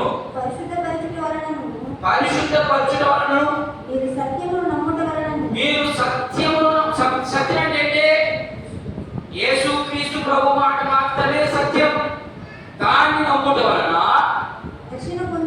రక్షణ పొందుటకు దేవుడు ఎప్పుడంటే ఏర్పరచుకున్నది? ఆది నుండి. అంటే నాయన మసాజ్ వస్తున్నారా అర్థమవుతుంది చెప్పేది. దేవుని యొక్క ఉద్దేశాలు చెప్తా ఉన్నాను మీకు. దేవుడు నిన్ను అంత తేలికేమో లోకం నుంచి ఇక్కడికి తీసుకురాలేదు. ఈయన ఎప్పటి నుంచి కలిగి ఉన్నాడంట? నీవు రక్షణ పొందుకోవాలి, యేసు ప్రభుని ఎరగాలని ఆదికి అంటే భూమి సృష్టించబడక మునిపే నిన్ను ఎరిగేస్తున్నాడు ఆయన. అందుకని దావీదు అంటాడు, నా తల్లి గర్భములో నేను రూపింపబడక మునిపే దేవుడు నన్ను చూశాడు. తల్లి గర్భంలో రూపింపబడక మునిపే ఎలా చూశాడు? ఏమి అబద్ధుడు అంటాడు, నాకు నూతన హృదయాన్ని గుర్తిస్తానన్నాడు. అంటే అంతకుముందు ఆయన హృదయం మంచిది కాదా? కాదు. దాని అర్థం మన ఇష్టానుసారంగా జీవించకూడదు, ఆయన ఇష్టానుసారంగా జీవించాలనేది ఆయన ఉద్దేశం. ఇప్పుడు రెండో పాయింట్ వచ్చిందా? పునరుద్ధానం అంటే ఏంటి? తిరిగి లేచి చనిపోకూడదు, దాన్ని మాత్రమే పునరుద్ధానం అంటారు. ఆ పునరుద్ధానం ఎవరు అయ్యాలి అంటే యేసుక్రీస్తు ప్రభు అయ్యాడు. యేసుక్రీస్తు ప్రభు అయ్యాడు కాబట్టి ఆయన యందు విశ్వాసం ఉంచాం కాబట్టి పునరుద్ధానం వల్ల మానవునికి రక్షణ కలిగింది. ఆ రక్షణతో పాటు పాపం కూడా పోయింది. ఏం పోయింది? పాపం పోయింది. ఇవన్నీ పోయినందువలన మనకేమొచ్చింది? పునరుద్ధానం వల్ల మానవునికి ఏమొచ్చింది? పరలోకం వచ్చింది. లేకపోతే మనకు పరలోకం ఏది. ఎలా వచ్చింది? యేసుక్రీస్తు పునరుద్ధానుడయ్యాడు. ఆ పునరుద్ధానుడయ్యాడని మనం నమ్మాము. నమ్మితే మనకు రక్షణ వచ్చింది. దాంతో పాటు మన పాపాలు కడిగేశాడు. ఎప్పుడు కడిగేశాడు? ఉదాహరణకి మన శుక్రవారం కడిగేశాడు. శుక్రవారం 12 నుండి 1 గంట మధ్యలో కడిగేశాడు మన పాపాలన్నీ. ఉదాహరణకి మాత్రమే అంటని నిన్న చచ్చిపోయాడు అనుకుంటే ఉదాహరణకి చెప్తున్నాను. అర్థమైందా? 2025 సంవత్సరాల క్రితమే మన నిమిత్తం ఆయన వెల చెల్లించేశాడు. వెల చెల్లించడంతో కూడా మనకి ఏమొచ్చిందయ్యా అంటే పరలోకం వచ్చింది. అది ఎలా వస్తుందో ఒక 2-3 వచనాలు మనం ఇక్కడ 2 విషయాలు ఉన్నాయి. ఆ 2 విషయాల్లో మొదటి విషయాన్ని చెప్తున్నాను. మొదటి విషయం ఏంటంటే పునరుద్ధానం లేదు అనేవాడు కొంతమంది ఉన్నారు. చూద్దాం ఒకసారి వాళ్ళు ఎవరు. నేను కొరింథీయులకు రాసినటువంటి మొదటి పత్రిక ఆల్రెడీ సద్దుకై ఉన్నారని చెప్పారా? ఇప్పుడు చూడండి, కొరింథీయులకు రాసినటువంటి మొదటి పత్రిక, కొరింథీయులకు రాసినటువంటి మొదటి పత్రిక 15వ అధ్యాయము 12 నుంచి ఈ వచనాలు చాలా నిదానంగా చదవాలి మనము. కొరింథీయులకు రాసినటువంటి మొదటి పత్రిక 15వ అధ్యాయాన్ని మనం మొత్తం 15వ అధ్యాయంలో నేను చెప్పిన వచనాలన్నీ నిదానంగా చదివి 12వ వచనాన్ని ఒకసారి చదువు. క్రీస్తు మృతులలో నుండి లేపబడి ఉన్నాడని ప్రకటింపబడుచుండగా మీలో కొందరు అంటే మీరు అంటే సంఘములో ఉన్నటువంటి కొందరు మృతులు తిరిగి లేపబడరని నువ్వు ఎప్పుడు చెప్తున్నావు? మృతుల ఇప్పుడు పౌలు గారు మాట్లాడుతున్నారు. ఏం చెప్తున్నారంటే అసలు పునరుద్ధానమే లేదండి అని అన్నప్పుడు పౌలు గారితో మాట్లాడుతున్నాడు. ఏం మాట్లాడుతున్నాడంటే ఇప్పుడు చదువు. మృతులు పునరుద్ధానం అంటే చనిపోయిన వారు తిరిగి లేపబడకపోతే క్రీస్తు కూడా లేపబడి ఉండడు చెప్పేశాడా? వాళ్ళు ఏమంటున్నారంటే అసలు పునరుద్ధానం లేదండి అన్నారు. లేనప్పుడైతే యేసుక్రీస్తు ప్రభువు చేశాడు. ఆయన కూడా లేపి ఉండకూడదు కదా దేవుడు ఆయన్ని. ఆయన లేచాడు అంటే రేపు నేను కూడా లేస్తాను. చదువు, ఇంకా చదువుకుంటాను. మరియు క్రీస్తు లేపబడి ఉండని ఎడల మేము చెప్పేదంతా ఉత్తినే. నీవు దేవుని యందు విశ్వాసం ఉంచడం వల్ల దాని వల్ల కూడా ప్రయోజనం అయితే ఏమీ లేదు. దేవుడు క్రీస్తును లేపినని ఆయనను గురించి మేము సాక్ష్యము చెప్పి ఉన్నాము కదా. మృతులు లేపబడిన ఎడల దేవుడు ఆయనను లేపలేదు కనుక మేమును దేవుని విషయమై అబద్ధపు సాక్ష్యము పలుకుచున్నాము. మృతులు లేపబడిన ఎడల క్రీస్తు కూడా లేపబడలేదు. క్రీస్తు లేపబడిన ఎడల మీ విశ్వాసము వ్యర్థమే. మీరింకను పాపములోనే ఉన్నారు. అంతేకాదు క్రీస్తు నిద్రించిన వారిని వారు నశించింది. ఈ జీవితకాలం మట్టికే మనము క్రీస్తునందు నిరీక్షించువారమైన ఎడల మనుషులందరికంటే దౌర్భాగ్యులము. అంటే దాంతో ఏం చెప్తున్నాడంటే ఆ సంఘంలోనే కొన్ని విభేదాలు ఉన్నాయి. కొంతమంది ఏమో పునరుద్ధానం అంటారు, కొంతమంది ఏమో తిరిగి రాబడేదంటారు. వాళ్ళందరికీ పౌలు గారు తెలియజేస్తున్నటువంటి మాటలు ఏది లేదు. ఒకవేళ యేసుక్రీస్తు ప్రభువు లేపబడకపోతే నీవు నేను కూడా లేవు. నీకు నాకు పాపం పోదు. ఆ పాపం పోవడానికి మనకెందుకు విశ్వాసం అనేది క్లియర్గా చెప్తూ ఇప్పుడు ఒక మాట చెప్పాను. ఈసారి నేను ముగించేస్తాను. రెండో విషయం చెప్పి నేను ముగించేస్తాను. క్రీస్తుని నమ్మనటువంటి వారి ఉద్దేశాలు. ఇప్పుడు నీవు నేను యేసుక్రీస్తు ప్రభువు నమ్ముకొని మనం కూడా ఇలాంటి సిచ్యువేషన్లో ఉంటే దాంట్లో నుంచి బయటికి రమ్మనే ప్రభు పిలుపునిస్తా ఉన్నాడు. ఇప్పుడు రెండో మాట మొదటి మాట ఏమో నమ్మని వారికి, రెండో మాట నమ్మిన వారి పరిస్థితి ఏంటో చూద్దాం. 15-20 చూడండి. 15-20. ఇప్పుడైతే నిద్రించిన వారిలో ప్రథమ ఫలముగా క్రీస్తు మృతులలో నుండి ఏం లేపబడ్డాడంట? లేపడా. అందుకని ఆదివారం రోజు కనపడ్డది ఆయన. ఆదివారం తరగతిలోనే ఏకోజావం 4 గంటలకి మక్కలేని మరి అక్కడికి వెళ్ళి చూస్తామని ఆ ద్వారం తెరవబడి ఉంది. దానికి ఒక పెద్ద రాయి గురించి పెట్టినారు. ఆ రాయ పక్కకు పోంది. పక్కకు పక్కనే డబ్బులు వచ్చేసింది. ఓయమ్మో యేసుక్రీస్తు ప్రభుని అక్కడ దాచేశారు అని అనుకున్నది. మేఘాలు గుర్తుకు చూసింది. ఆడేం కనపడుతున్నాయకి? నాకి తెల్లని వస్త్రాలు మాత్రమే కనపడుతున్నాయని మాత్రం లేవు. వెంటనే ఆమె పరిగెత్తుకుంటూ వచ్చింది. శిష్యుడికి చెప్పింది, ఓ పేతురా, ఓ యోహానా, ఓ జబదీ కుమారుడా, రండి రండి. ఏమమ్మా, యేసుక్రీస్తు ప్రభు లేరు అక్కడ. ఓయమ్మో, పేతురు ఏమన్నాడా? నిజమేనిదా? గుర్తించి చెప్తున్నా, నిజం చెప్తున్నా? నేను నిజం చెప్తున్నా బాబు. లేదు నేను చూడకపోయి పరిగెత్తాడు సమాన్ కాడికి. పరిగెత్తు పోయి లోపలికైతే ఆయన వాళ్ళు కానీ యోహాను మాత్రమే వెళ్ళిపోయాడు. వాక్యం అలాగే చెప్తుంది. పేతురు అనలేదు లోపలికి, సమాన లోపలికి భయపడ్డాడేమో. ఏమో నాకు తెలియదు, దాని గురించి అంత వివరణ నాకు కూడా తెలియదు. పేతురు మాత్రం బాలేదు కానీ ఆయన ప్రేమించిన వ్యక్తి అని ఉంటుంది అక్కడ. ఆ ప్రేమించిన వ్యక్తి ఎవరైనంటే యోహానే ఆయన ప్రేమించింది. అందుకని ఆయన మాత్రం లోపలికి వెళ్ళి చూస్తే అటు సేవ లేదు, గురుమో సేవ లేదు. నారబట్టలు విడిచినటువంటి ఒక ప్లేస్ కనబడతా ఉంది, ఒక గుంటలో కనబడతా ఉంది. నారబట్టలు విడిచి అక్కడ ఇద్దరు దేవదూతలు కనబడ్డారు. ఆయనకి దేవదూతలు కనబడి చెప్పారు, గురుమో అనుకున్నట్టే యేసుక్రీస్తు ప్రభు తిరిగి లేచున్నాడు, మీరేం అధైర్యపడద్దు అన్నాడు. ఆయన ఎక్కడ ఉన్నాడు? ఆయన గలిలయ ప్రాంతంలో కనబడతానని చెప్పాడు మీకు సరిపాకు ముందే. ఓ వెళ్ళని గలిలయ ప్రాంతంలో తిరుగుతా ఉన్నాడు ఆయన. ఎందుకంటే పరిగెత్తారు, దౌడు కూర్చుంటాడు. వచ్చి చూస్తే ఆ మార్గ మధ్యలోనే కనపడ్డాడు మరియకి. మరియా, నువ్వు నన్ను తాకొద్దు, నేను ఇంకా దేవుని సన్నిధికి పోలేదు కాబట్టి నన్ను తాకొద్దు. నేను ఇంకా ఎలా ఉన్నాను? అక్షయ శరీరము నా మీద రాలేదు నువ్వు, కాబట్టి నువ్వు నన్ను ముట్టొద్దు అని అన్నాడు. కనపడి ఇన్ని ఎవిడెన్స్ ఉంటే యేసుక్రీస్తు ప్రభువును నమ్ముకున్నవాడు కూడా అనుమానాలు. ఇంకా కూడా నమ్ముకున్నాడు, ఏమన్నాడు కాదు ఇది. నమ్ముకున్న వాళ్ళకి ఏమన్నా మేము పాపమో చేస్తే ఏమొస్తుంది? దేవుని పని చేయకపోతే నాకేం వస్తుంది? దేవుని సన్నిధి పోతే ఏమొస్తుంది? పోకపోతే ఏమొస్తుంది?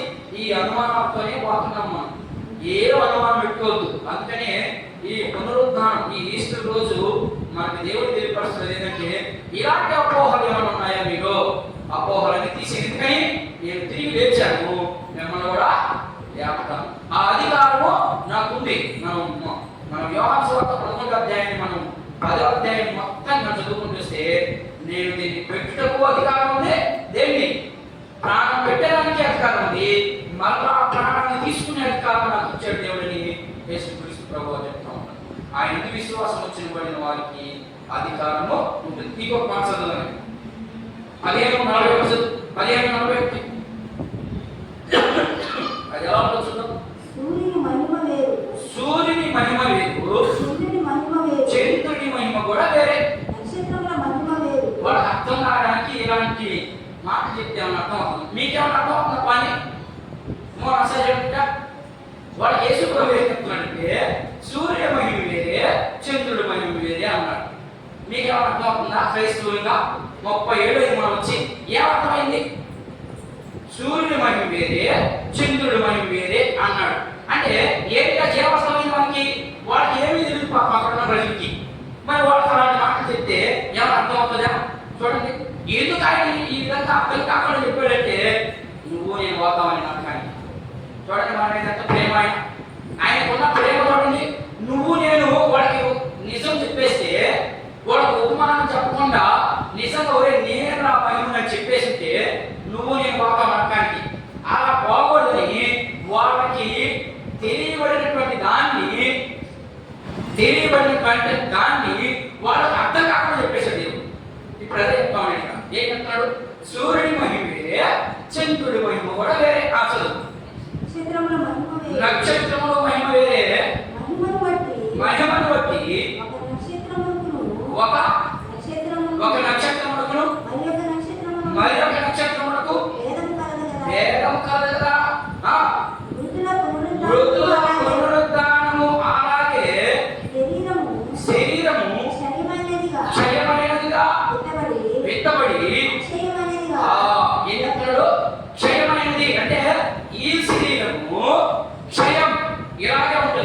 ఇప్పుడు ఇది ఎలా మారిపోతే చనిపోయి తిరిగి లేచిన తర్వాత అక్షయం.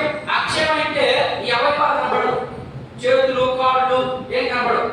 మనం కళ్ళలో ఒక ఏదైనా కనపడింది ఇంకో తీయి కట్ట తిప్పే పోసుకొని 6 చేతులు కాళ్ళు ఎంత తేడా మాట ఏంటి దెయ్యం అలా కనపడదు. ఇంటికి పోసుకొని ఇవన్నీ దెయ్యాన్ని చూపిస్తుందా? నీ భ్రమ జరిగితే, ఒకవేళ భ్రమ కాకపోతే ఈ లోకంలో కొంతమంది జరుగుతూ ఉంటారు కదా, వాళ్ళు అలా ప్లాన్ చేసుకుని కనబడతారు. నీకు అర్థమైనా? అర్థం చేసుకున్నాను ప్రయత్నం చేయండి. నేను నన్ను మీకు చెప్పకూడదు, ఓకేనా? సరే కానీ పోదాం, చదవండి. 41 చదవండి, 44 దాకా చదవాలి. మృతుల పునరుద్ధారణము అలాగే శరీరము క్షయమైనదిగా వెత్తబడి క్షయమైనదిగా లేపబడు. ఏం చెప్తాడు ఇక్కడ చూడండి, ఎన్ని ఉదాహరణ చెప్తాడు. శరీరము క్షయమైనదిగా పోయి అక్షయమైనదిగా లేపబడుతుందని ఒక ఉదాహరణ చెప్పాడు. అయినా వాడు అర్థం కాదు. మళ్ళా 2వ ఉదాహరణ చెప్తున్నాడు. చూడండి, బలహీనమైనదిగా వెత్తబడి బలహీనమైనదిగా వెత్తబడి మహిమగలదిగా లేపబడి బలహీనమైనదిగా వెత్తబడి బలమైనదిగా లేపబడు. ప్రకృతి సంబంధమైన శరీరముగా వెత్తబడి ఆత్మ సంబంధ శరీరముగా లేపబడు. ఏం చెప్తాడు ఇక్కడ? ఇక్కడ ప్రకృతి సంబంధమైనటువంటి శరీరం ఏంటి నాయన? అసలు ప్రకృతి సంబంధమైన శరీరం అని మాట్లాడుతామని పౌలు గారు మీకేమర్థమైంది ఆ మాటలో నుంచి? ఇదే శరీరం అని అర్థం. ప్రకృతి సంబంధం అంటే ఆదాముకి ఇచ్చినటువంటి శరీరం అని అర్థం. ఆ శరీరం పోతే అక్షయ శరీరం వస్తుంది. అంటే యేసుక్రీస్తు ప్రభు ఇప్పుడు లేచి మగ్దలేని మరియకు ఎలా కనపడ్డాడో అలాంటి శరీరం వస్తుందని మన అర్థం. ఇంకా కంటిన్యూషన్. ప్రకృతి సంబంధమైన శరీరము ఆత్మ సంబంధమైనదిగా శరీరము కూడా ఉన్నది. ఇందు విషయమై ఆదాము మొదటి మనుషుడు జీవించు ప్రాణి ఆయను అని రాయబడి ఉంది. అంటే జీవించాడు కానీ ఆయన ఏం లేదు. మన సజ్జడు ఆదాము జీవించు ప్రాణి అయి ఉన్నాడు. నువ్వు నేను కూడా అలాగే ఉన్నావు. మరి ఏం లేదు ఆయనకి, అంతే. ఆయనకి లేదు అంటే ఆత్మ సంబంధమైనటువంటి శరీరము లేదు. ఆయనలో ఉన్నది ప్రకృతి సంబంధం. ఎందుకని? మాట మీరాడు, ఆత్మ మీరాడు. మేరంతో వాడని పాపం ఆయనలోకి జ్వరబడింది. ఆయనలో ఉన్నటువంటి ఆత్మ బయటకు వచ్చేసింది. అంతే సింపుల్. ఒక్క మాట చెప్పేదానికి ఎంత చెప్పమన్నాడు వాడు అర్థమయ్యేదానికి ఇన్ని మాటలు చెప్పినా ఆ కొరింథీ సంఘంలో ఉన్నటువంటి మనుషులకి అర్థం కావడం. ఈరోజు సంఘంలో ఉన్నటువంటి మనకు కూడా అర్థం కావట్లేదు. ఎంతెంతో చెప్తా ఉంటారు కష్టపడి, రాత్రి పొగులు చదివి చదివి చదివి చదివి నేర్చుకొని వచ్చి ఏదో చెప్తారు వాళ్ళు. మీరు దాన్ని పరిశీలించరు. ఆయన చెప్పిందల్లా వినేసి దాని ప్రకారమే ముందుకు పెడతాము.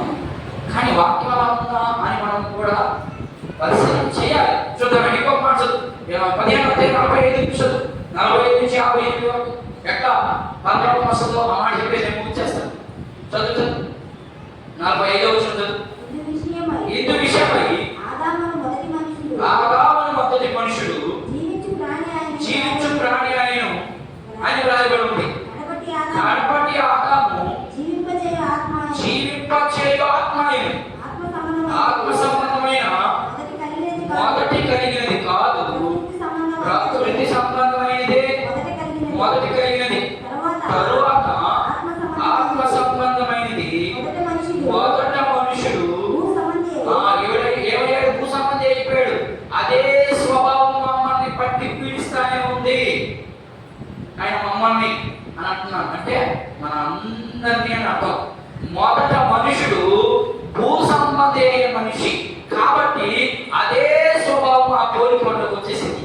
అందుకని మనం కూడా ఇప్పుడు దేని పట్టుకొని బాగుపడుతున్నాం? ఆత్మ సంబంధమైన దాన్ని పక్కన పెట్టి భూ సంబంధమైన దాన్ని పట్టుకొని ప్రాకులాడుతున్నామని చెప్తా ఉన్నాడు ఇక్కడ వాక్యం. ఇంకా చదువు మీకు అర్థమవుతుంది. మొదటి మనుషుడు మట్టి నుంచి పుట్టినవాడు. రెండవ మనుషుడు. ఇక్కడ కొంత వ్యాధం చెప్పి నేను ముగిస్తాను. ఏం చెప్తాడు? మొదటి మనుషుడు మట్టి నుండి తీయబడ్డాడు, మరి రెండవ మనుషుడు పరలోకం నుండి వచ్చాడు. వచ్చి ఎలాంటి శరీరాన్ని ధరించుకున్నాడు? మట్టి శరీరాన్ని. మట్టి శరీరం అంటే పాపపు శరీరాన్ని ధరించుకున్నాడు. ఆ శరీరం ఎట్లు పోయింది? సిలువలో పోయింది. లేకపోతే పరలోకంలో నుంచి వచ్చినటువంటి ఆత్మకి సావు ఎందుకు? నేను చెప్పేది అర్థమవుతుందా? ఆదాము ఎలా వచ్చాడు? దేవుడు తయారు చేసి పిచ్చిస్తే వచ్చినటువంటి వ్యక్తి ఆదాము, అంటే మట్టి భూ సంబంధమైనటువంటి వ్యక్తి. ఇప్పుడు రెండో వ్యక్తి ఎలా వచ్చాడు? ఆత్మ సంబంధమైనటువంటి వ్యక్తిగా వచ్చాడు. అంటే అక్కడి నుండే పరలోకం నుండి దిగి వచ్చాడు ఆయన. ఎలా వచ్చాడు? ఆయన కూడా మట్టిలో నుంచే కదా వచ్చింది ఆయన కూడా, అంతే కదా. తల్లి గర్భంలోకి వెళ్ళాడంటే మట్టే గర్భం. కానీ ఆయనలో స్వభావం ఏ స్వభావం? ఆత్మ సంబంధమైన స్వభావం. అంటే పరలోక సంబంధమైనటువంటి ఆత్మ దాంట్లోకి వెళ్ళింది. ఎక్కడికి? ఎవరికి? మరియమ్మలోకి వెళ్ళింది. మరియమ్మలోకి వెళ్ళి, అందుకనే అపోస్తలుల కార్యం మనకి ఏం కనబడుతుందంటే పరిశుద్ధాత్మ ఆమెని కమ్ముకొనగా. కమ్ముకొనగా అంటే అర్థం ఏంటంటే యేసు క్రీస్తు ప్రభు యొక్క ఆత్మ ఆమెలోకి వెళ్ళింది. వెళ్ళి ఇప్పుడు ఖచ్చితంగా ఆయన శరీరాన్ని ధరించుకోవాలి. ఆ శరీరం ఎలా తయారవుతుంది? రూల్ ప్రకారము ఒక గర్భములో బిడ్డము ఏర్పడాలి అంటే ఖచ్చితంగా స్త్రీ పురుష బీజాలు రెండు కలిస్తేనే అవ్వాలి పిండం. లేకపోతే పిండం అవేయడానికి ప్రసక్తే లేదు. మరి అలాంటి వ్యక్తికి, మరి మరియమ్మకి తండ్రికి ఎలా పెళ్ళి దగ్గర వాళ్ళిద్దరు బీజాలు ఏమన్నా కలిసాయా? లేదు.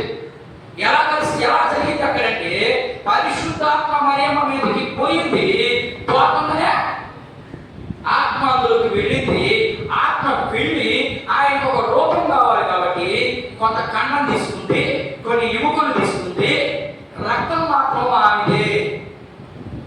కానీ యేసుక్రీస్తు ప్రభువులో ఉన్న రక్తం ఆమెది కాదు. అర్థమవుతుందా? రక్తం మాత్రం ఆమెది కాదు, కన్నావిదే, ఎముకలు ఆమెలో నుంచే తీసుకున్నాడు. కానీ స్వభావం మాత్రం ఆమెది కాదు. అర్థమవుతుంది చెప్పే భాష?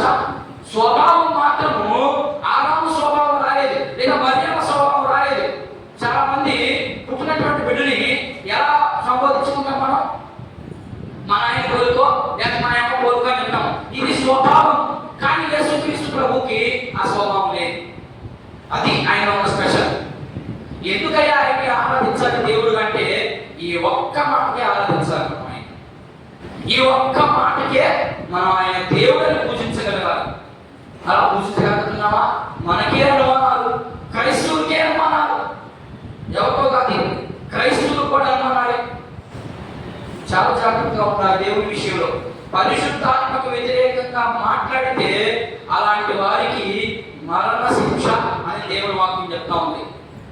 కాబట్టి మన ఊరు దగ్గర పెట్టుకొని 1కి 10 సార్లు వాక్యాన్ని చదివి ఆ తర్వాతే బోధించడానికి నిలబడాలి. ఏమి లేకుండా 24 ముక్కలు చేసుకొని వచ్చేసి చెప్పేస్తే కుదరదు. ఒకవేళ నీకు కుదరదేమో, దేవునికి మాత్రం దేవుని దృష్టిలో నీవు సేవకుడి కాదు, మంగళోయుడు. చాలా జాగ్రత్తగా ఉండాలి. విశ్వాసమైనటువంటి మనం ఎప్పుడైతే మనం కిక్గా ఉంటామో పాస్టర్ కూడా కిక్గానే ఉంటాడు. మనం సచ్చుగా ఉన్నాం అనుకో, పాస్టర్ నోటికి వచ్చిందని చెప్పేసి వెళ్ళిపోతాడు. నేను విమర్శించడం లేదు ఎవరిని కూడా. తెలుసుకోండి, సత్యం మీద మాత్రమే నిలబడండి. ఇది నా ఉద్దేశం. సత్యాన్ని గట్టిగా పట్టుకోండి, అసత్యాన్ని విడిచిపెట్టేదానికి ప్రయత్నించండి. నేను చివరి మాట చదువులకు కొంచెం టోటల్ చదువు చదువుకుంటున్నా. మరియు ఆయన 54 వచ్చిన చదువు, 54 నుంచి చదువుకుంటా. ఈ క్షయమైనది అక్షయతను ధరించుకున్నప్పుడు ఈ మధ్యమైనది అమర్చతను ధరించు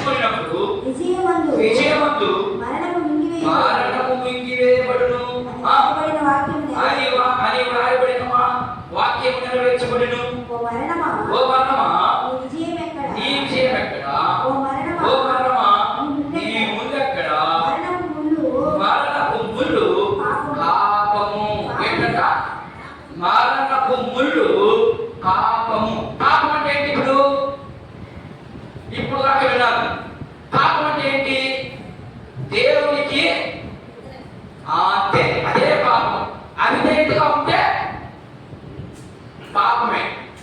ఏ విషయమైనా కానీ అలాంటి వాటికి ఏమొస్తుందా? శాపముతో పాటు మరణం. యేసుక్రీస్తు ప్రభుని ఎరిగినా కూడా ఇదే, ఎరకపోయినా కూడా ఇదే. అర్థమవుతుందా? ఇప్పుడు యేసుక్రీస్తు ప్రభుని ఎరిగి ఆయన మాట ప్రకారం ఎవరైతే జీవిస్తాడో వాడికి ఏమొస్తుంది? మరణమును పాపము, పాపమునకు బలము ధర్మశాస్త్రం. ఆయనను మన ప్రభు అయిన యేసుక్రీస్తు మూలముగా మనకు జయము అనుగ్రహింపబడిను. ధర్మశాస్త్రాన్ని జయించగలమా? ఒక్క మాటే సరిగా చెప్పలేము. ఇప్పుడు ధర్మశాస్త్రంలో ఉన్న ఆజ్ఞాన్ని మనం పాటించగలమా? పాటించలేము. కాబట్టి పౌలు గారు ఇదిగో మీరు పాటించలేదు, మీ పాపము పాదు, మీకు మరణము ఖచ్చితంగా వస్తుంది. ఆ మరణాన్ని నువ్వు జయించాలి కదా నా ప్రభు దగ్గరికి. ఇదిగో చూడు ఏం చెప్తున్నాడు. నా ప్రభు ఏం చెప్తున్నాడంటే యేసుక్రీస్తు మూలముగా చదవండి. ఆయన మన ప్రభు అయిన యేసుక్రీస్తు మూలముగా మనకు జయము అనుగ్రహించుచున్న దేవునికి స్తోత్రము కలుగును గాక. మనకు జయము, ఆయన నశించి నీకు జయం ఇచ్చాడు. కాబట్టి నువ్వు ఇప్పుడు ఎవరి మీద కాన్సన్ట్రేషన్ పెట్టాలా? ఎవరి మీద విశ్వాసం ఉంచాలా? మనుషుల మాట మీద విశ్వాసం ఉంచాలా? కాదు కాదు, దేవుని మాట మీద మాత్రమే మనం విశ్వసించాలి. ఇంకా చదవండి. కాగా నా ప్రియ సహోదరులారా, మీ ప్రయాసము ప్రభువునందు వ్యర్థము అంటే దాని మాట ఏంటి అర్థం?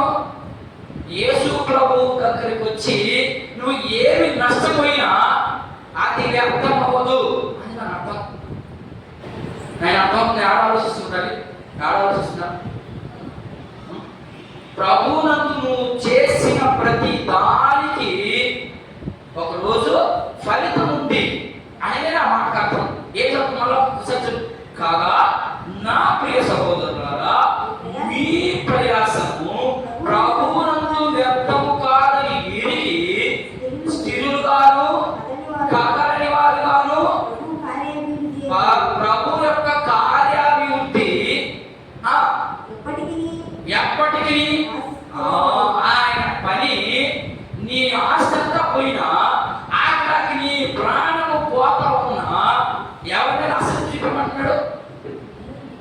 మరి ఎవరిని చూపిస్తున్నాం? నేను ఆలోచించాను చేయాల్సినటువంటి మాటలు ఈ పునరుద్ధాన రోజు ప్రభు మనతో హెచ్చరిక చేస్తా ఉన్నాడు. ప్రభు పని మీద ఎలా ఉన్నారంట? మన ఆస్తులన్నీ పోయినా పాట పాడుకుంటా మనం చక్కగా ఏమని చేతిలోని పైరు నాకు రాకపోయినా పాట పాడమ్మా. చేతిలోని పైరు చేతికి రాకున్నా ఫలములన్నీ వారికి తుమారికి పోయినా నేను నిన్ను వెళ్ళని పాట పాడతాను. కానీ వాన కురిచింది, ఈరోజు ఆదివారం ప్రసంగం జరగతా ఉంది, తుఫాను పడుతుంది, ఒడ్లు బయట ఉన్నాయి. ఏం చేస్తారు మీరు? నిజం చెప్పండి.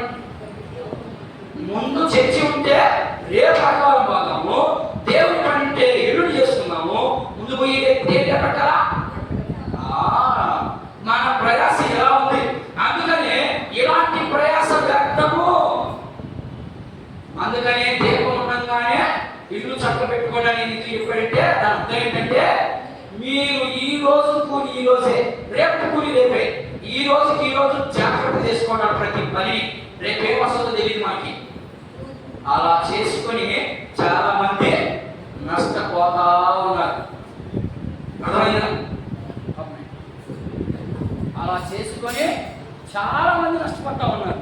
ఆ నష్టంలో నుంచి బయటికి రావాలంటే ప్రభు మనకు ఒక అవకాశం ఇచ్చాడు ఈరోజు. ఈ అవకాశాన్ని సద్వినియోగం చేసుకునే దానికి అందరూ తలలో ఉంచితే